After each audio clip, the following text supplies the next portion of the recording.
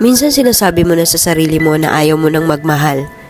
Dahil napakahirap nga naman pag nasasaktan ka, di ba? Pero minsan mapagbiro talaga ang tadhana. May taong darating sa buhay mo.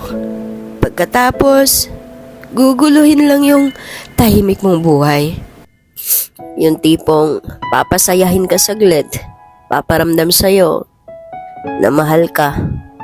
Pero pag ika'y naniniwala na naman sa kanyang mga sinasabi at yun, na-fall ka na, doon na papasok yung siya naman yung mawawala ng interest sa'yo. Kaya, ayun, masasaktan ka na naman. Diba? Kaya minsan, mas okay pa yung i-close mo na yung door mo sa mga tao gustong pumasok sa buhay mo. Dahil nasasaktan ka rin sa bandang uli. Minsan natatanong mo na lang kung deserve mo ba yun lahat. Dahil totoo naman yung pinaparamdam mo sa kanila. Pero hindi yun nasusiklian.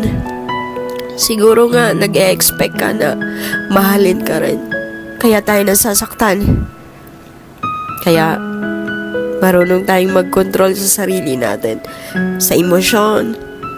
Kung may mga taong nagpapahiwtag sa inyo, huwag nyo nang subukan. Dahil dyan masisira yung tahimik mong buhay. Tandaan mo yan.